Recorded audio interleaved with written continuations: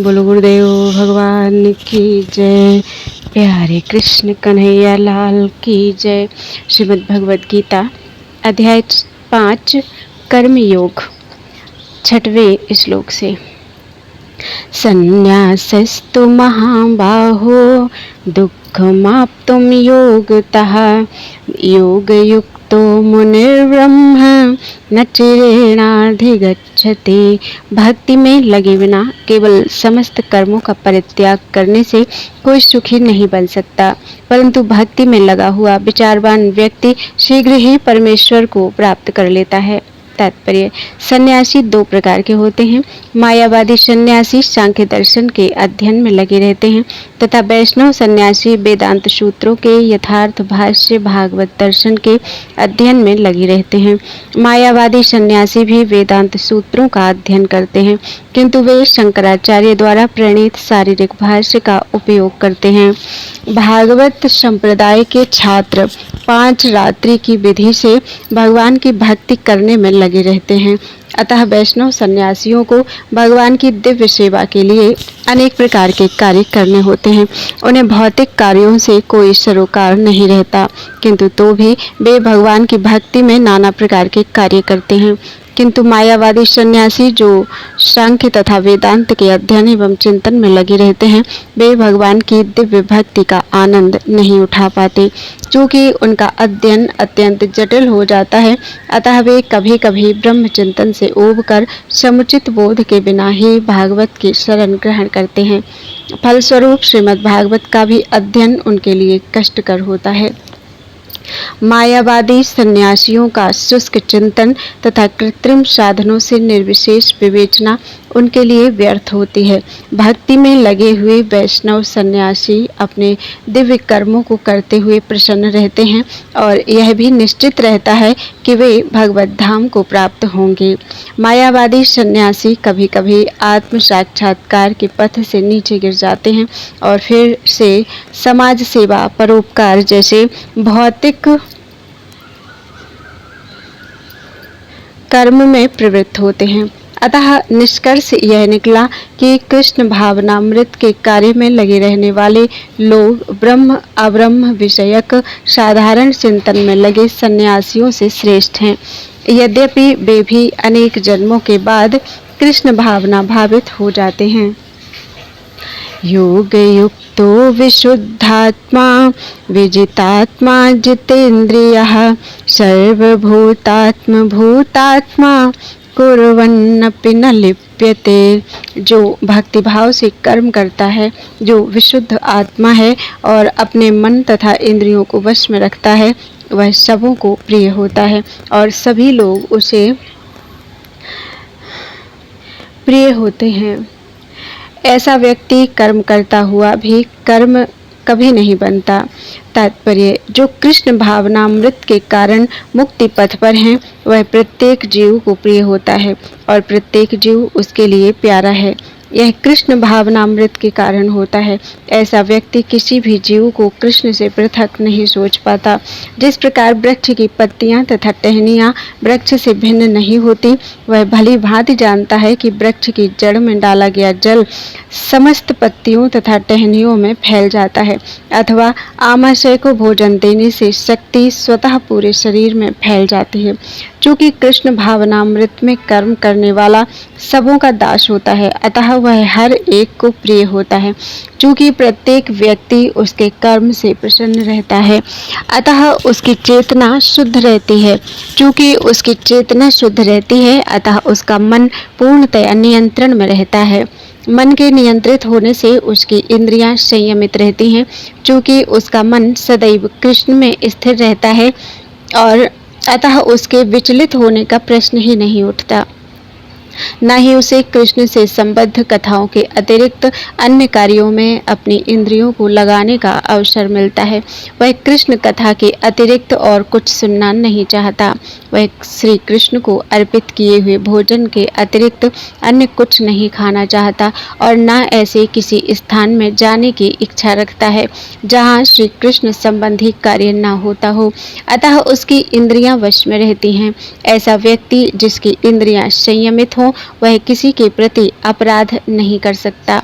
इस पर कोई यह प्रश्न कर सकता है, तो फिर अर्जुन अन्यों के प्रति युद्ध में आक्रामक क्यों था? क्या वह कृष्ण भावना भावित नहीं था?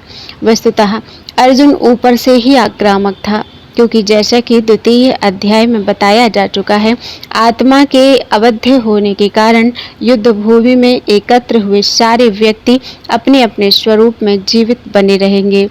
अतः आध्यात्मिक दृष्टि से कुरुक्षेत्र की युद्ध भूमि में कोई मारा नहीं गया।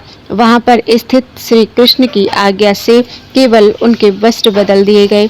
अतः अर्जुन कुरुक्षेत्र की युद्ध भूमि में युद्ध करता हुआ भी वस्तुतः युद्ध नहीं कर रहा था। वह तो पूर्ण कृष्ण भावनामृत में श्री कृष्ण के आदेश का पालन मात्र कर रहा था। ऐसा व्यक्ति कभी कर्म बंधन से नहीं बंधता। नैव किंचित करोमीति युक्तो मन्येते तत्त्ववित् पश्यन् शृण्वन् स्पृशन् जिघ्रन् शृण् गच्छन् स्वपसन् स्वपन् श्वसन् प्रलपन् विसृजन् गृह्णन् उन्मिषन् निमिषन्नपि इन्द्रियाणीन्द्रियार्थेषु वर्तन्ते इति धारयन्।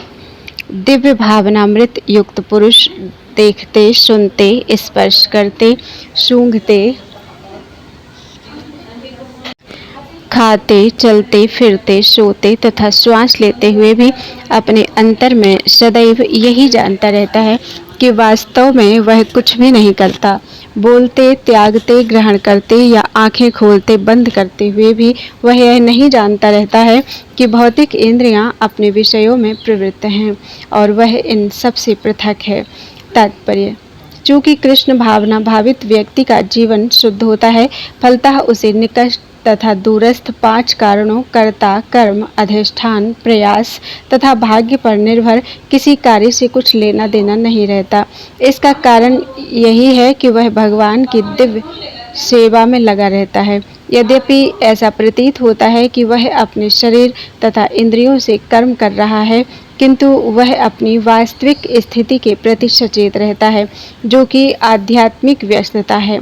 भौतिक चेतना में इंद्रियां इंद्रिय तृप्ति में लगी रहती हैं, किंतु कृष्ण भावनामृत में वे कृष्ण की इंद्रियों की तुष्टि में लगी रहती हैं।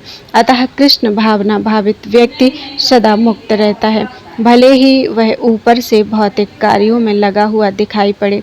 देखने तथा सुनने के कार्य ज्ञानेंद्रियों के कर्म हैं, जबकि चलना, बोलना, मल त्यागना आदि कर्मेंद्रियों के कार्य हैं। कृष्ण भावना भावित व्यक्ति कभी भी इंद्रियों के कार्यों से प्रभावित नहीं होता।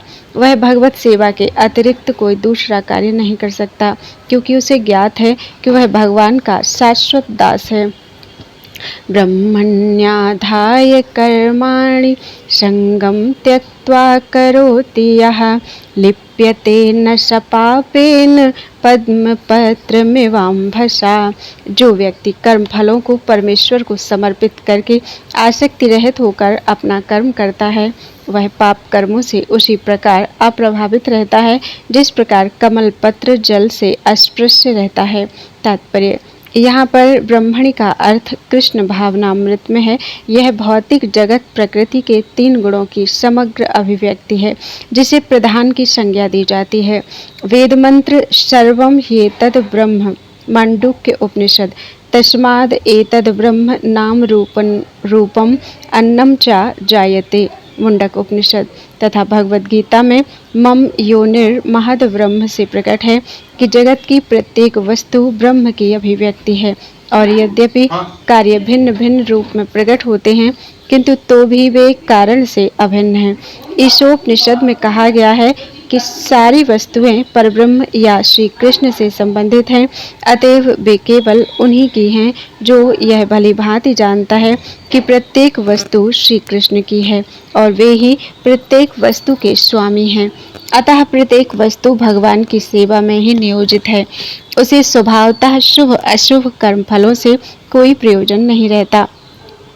यहाँ तक कि विशेष प्रकार का कर्म संपन्न करने के लिए भगवान द्वारा प्रदत्त मनुष्य का शरीर भी कृष्ण भावनामृत में संलग्न किया जा सकता है। तब यह पाप कर्मों के कलमश से वैसे ही परे रहता है जैसे कि कमल पत्र जल में रहकर भी भीगता नहीं। भगवान गीता में भी कहते हैं, मयि सर्वाणि कर्माणि सन्न्यस्य, संपूर्ण कर्मों को मुझे समर्पित करो। तात्पर्य यह कि श्री कृष्ण भावनामृत विहीन पुरुष शरीर एवं इंद्रियों को अपना स्वरूप समझकर कर्म करता है, किंतु कृष्ण भावना भावित व्यक्ति यह समझकर कर्म करता है कि यह देह कृष्ण की संपत्ति है, अतः इसे कृष्ण की सेवा में प्रवृत्त होना चाहिए। कायेन मनसा बुद्ध्या कैवलेन्द्रियैरपि योगिनः कर्म कुर्वन्ति संगम त्यक्त्वात्मशुद्धये। जब योगी जन आसक्ति रहित होकर शरीर, मन, बुद्धि तथा इंद्रियों के द्वारा भी केवल शुद्धि के लिए कर्म करते हैं। तात्पर्य जब कोई कृष्ण भावनामृत में श्री कृष्ण की इंद्रिय तृप्ति के लिए शरीर, मन, बुद्धि अथवा इंद्रियों द्वारा कर्म करता है तो वह भौतिक कलमश से मुक्त हो जाता है। कृष्ण भावना भावित व्यक्ति के कार्यों से कोई भौतिक फल प्रकट नहीं होता, अतः सामान्य रूप से सदाचार कहे जाने वाले शुद्ध कर्म कृष्ण भावनामृत में रहते हुए सरलता से संपन्न किए जा सकते हैं। श्रील रूप गोस्वामी ने भक्ति रसामृत सिंधु में इसका वर्णन इस प्रकार किया है, इहा यस्य हरेर्दास्ये कर्मणा मनसा गिरा निखिलास्वप्यवस्थासु जीवन मुक्तः स उच्यते। अपने शरीर, मन, बुद्धि तथा वाणी से कृष्ण भावनामृत में कर्म करता हुआ कृष्ण सेवा में व्यक्ति इस संसार में भी मुक्त रहता है, भले ही वह तथाकथित अनेक भौतिक कार्यकलापों में व्यस्त क्यों न रहे।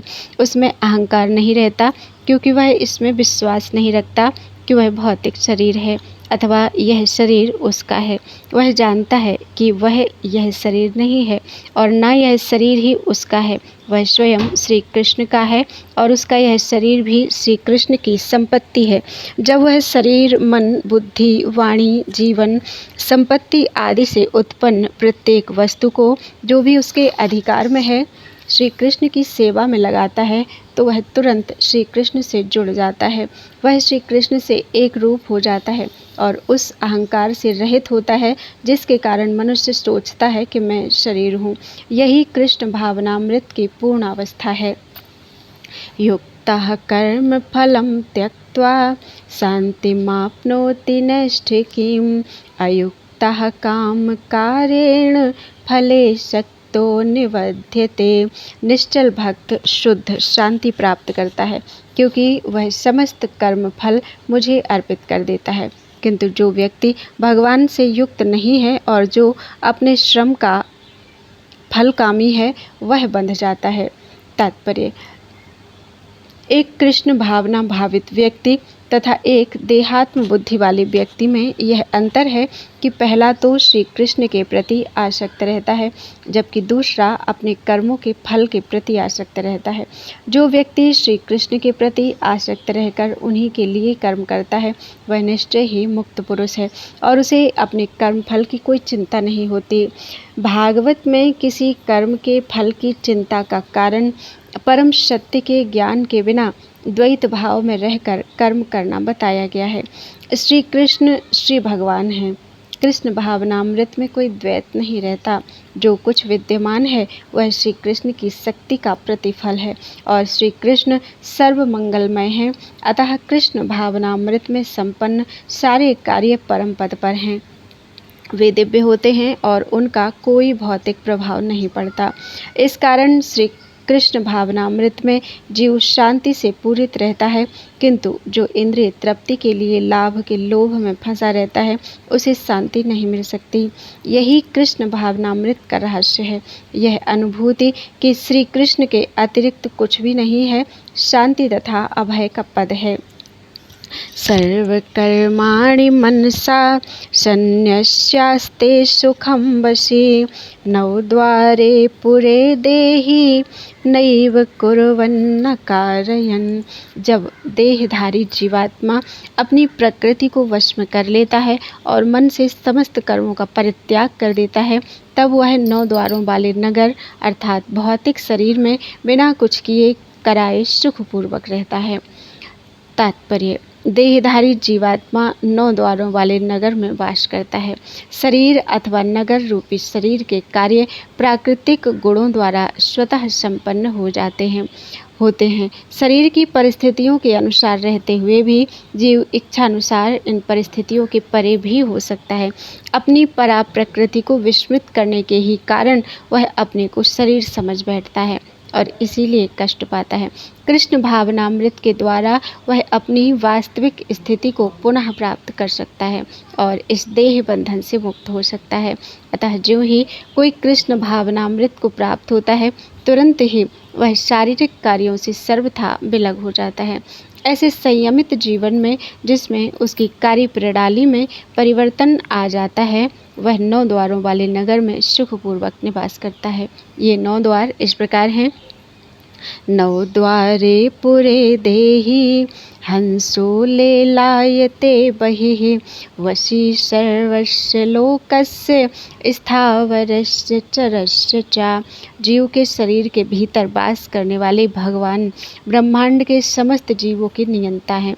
यह शरीर 9 द्वारों, 2 आँखें, 2 नथुने, 2 कान, 1 मुँह, गुदा तथा उपस्थ से युक्त है। बद्धावस्था में जीव अपने आप को शरीर मानता है, किंतु जब वह अपनी पहचान अपने अंतर के भगवान से करता है, तो वह शरीर में रहते हुए भी भगवान की भांति मुक्त हो जाता है।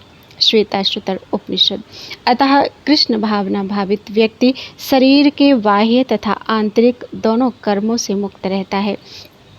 न कर्तृत्वं न कर्माणि लोकस्य सृजति प्रभु न कर्म फल संयोगम स्वभावस्तु प्रवर्तिते। शरीर रूपी नगर का स्वामी देहधारी जीवात्मा ना तो कर्म का सृजन करता है, न लोगों को कर्म करने के लिए प्रेरित करता है, ना ही कर्म फल की रचना करता है। यह सब तो प्रकृति के गुणों द्वारा ही किया जाता है। तात्पर्य: जैसा कि 7वें अध्याय में बताया जाएगा, जीव तो परमेश्वर की शक्तियों में से एक है, किंतु वह भगवान की अपरा प्रकृति है जो पदार्थ से भिन्न है। संयोगवश पराप्रकृति या जीव अनादिकाल से प्रकृति के संपर्क में, अपरा के संपर्क में रहा है। जिस नाशवान शरीर या भौतिक आवास को वह प्राप्त करता है, वह अनेक कर्मों और उनके फलों का कारण है। ऐसे बद्ध वातावरण में रहते हुए मनुष्य अपने आप को अज्ञानवश शरीर मानकर शरीर के कर्म फलों का भोग करता है। अनंत काल से उपार्जित यह अज्ञान ही शारीरिक सुख दुख का कारण है। ज्यों ही जीव शरीर के कार्यों से पृथक हो जाता है, त्यों ही वह कर्म बंधन से भी मुक्त हो जाता है। जब तक वह शरीर रूपी नगर में निवास करता है, तब तक वह इसका स्वामी प्रतीत होता है, किंतु वास्तव में वह ना तो इसका स्वामी होता है और न इसके कर्मों तथा फलों का नियंता है। वह तो इस भवसागर के बीच जीवन संघर्ष में रत प्राणी है। सागर की लहरें उसे उछालती रहती हैं, किंतु उन पर उसका वश नहीं चलता। उसके उद्धार का एकमात्र साधन है कि दिव्य कृष्ण भावनामृत द्वारा समुद्र के बाहर आए। इसी के द्वारा समस्त अशांति से उसकी रक्षा हो सकती है। नादत्ते कस्यचित् पापं न चैव सुकृतं विभुः अज्ञानेनावृतं ज्ञानं तेन मोहयन्ति जन्तवः। परमेश्वर ना तो किसी के पापों को ग्रहण करता है, न पुण्यों को, किंतु सारे देहधारी जीव उस अज्ञान के कारण मोहग्रस्त रहते हैं जो उनके वास्तविक ज्ञान को आच्छादित किए रहता है। तात्पर्य विभु का अर्थ है परमेश्वर, जो असीम ज्ञान, धन, बल, यश, सौंदर्य तथा त्याग से युक्त है।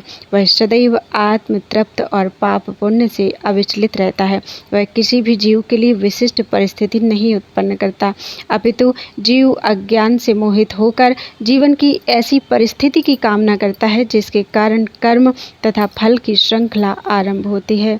जीव परा प्रकृति के कारण ज्ञान से पूर्ण है, तो भी वह अपनी सीमित शक्ति के कारण अज्ञान के वशीभूत हो जाता है। भगवान सर्वशक्तिमान है, किंतु जीव नहीं है। भगवान विभु अर्थात सर्वज्ञ हैं, किंतु जीव अणु है। जीवात्मा में इच्छा करने की शक्ति है, किंतु ऐसी इच्छा की पूर्ति सर्वशक्तिमान भगवान द्वारा ही की जाती है। अतः जब जीव अपनी इच्छाओं से मोहग्रस्त हो जाता है तो भगवान उसे अपनी इच्छा पूर्ति करने देते हैं, किंतु किसी परिस्थिति विशेष में इच्छित कर्मों तथा फलों के उत्तरदायी नहीं होते। अतएव मोहग्रस्त होने से देहधारी जीव अपने को परिस्थिति जन्य शरीर मान लेता है और जीवन के क्षणिक दुख तथा सुख को भोगता है। भगवान परमात्मा रूप में जीव का चिर संगी रहते हैं। फलता वे प्रत्येक जीव की इच्छाओं को उसी तरह समझते हैं जिस तरह फूल के निकट रहने वाला फूल की सुगंध को। इच्छा जीव को बद्ध करने के लिए सूक्ष्म बंधन है। भगवान मनुष्य की योग्यता के अनुसार उसकी इच्छा को पूरा करते हैं। आपन सोची होत नहीं, प्रभु सोची तत्काल। अतः व्यक्ति अपनी इच्छाओं को पूरा करने में सर्वशक्तिमान नहीं होता, किंतु भगवान इच्छाओं की पूर्ति कर सकते हैं। वे निष्पक्ष होने के कारण स्वतंत्र अणुजीवों की इच्छाओं में व्यवधान नहीं डालते, किंतु जब कोई श्री कृष्ण की इच्छा करता है तो भगवान उसकी विशेष चिंता करते हैं और उसे इस प्रकार प्रोत्साहित करते हैं कि भगवान को प्राप्त करने की उसकी इच्छा पूरी हो और वह सदैव सुखी रहे। अतएव वैदिक मंत्र पुकार पुकार कर कहते हैं, एष ऊह्येव साधु कर्म कारयति तम यमेभ्यो लोकेभ्य उन्निनीसते। एष ऊ एवा साधु कर्म कारयति यमधो निनीसते। भगवान जीव को शुभ कर्मों में इसीलिए प्रवृत्त करते हैं जिससे वह ऊपर उठे। भगवान उसे अशुभ कर्मों में इसलिए प्रवृत्त करते हैं जिससे वह नरक जाए। कौशिक की उपनिषद। अज्ञो जंतुर्निशोऽयम् आत्मनः सुख दुःखयोः ईश्वर प्रेरितो गच्छेत् स्वर्गं वा स्वभ्रमेव च। जीव अपने सुख दुख में पूर्णतया आश्रित है। परमेश्वर की इच्छा से वह स्वर्ग या नरक जाता है, जिस तरह वायु के द्वारा प्रेरित बादल। अतः देहधारी जीव कृष्ण भावनामृत की उपेक्षा करने की अपनी अनादि प्रवृत्ति के कारण अपने लिए मोह उत्पन्न करता है। फलस्वरूप स्वभावतः सच्चिदानंद स्वरूप होते हुए भी वह अपने अस्तित्व की लघुता के कारण भगवान के प्रति सेवा करने की अपनी स्वाभाविक स्थिति को भूल जाता है और इस तरह वह अविद्या द्वारा बंदी बना लिया जाता है। अज्ञानवश जीव यह कहता है कि उसके भावबंधन के लिए भगवान उत्तरदायी हैं। इसकी पुष्टि वेदांत सूत्र भी करते हैं। वैषम्य नैर्घृण्ये न सापेक्षत्वात् तथा ही दर्शयते। भगवान ना तो किसी के प्रति घृणा करते हैं न किसी को चाहते हैं, यद्यपि ऊपर से ऐसा प्रतीत होता है। बोलो वृंदावन बिहारी लाल की जय। 15वें श्लोक तक पूरी हो गई है।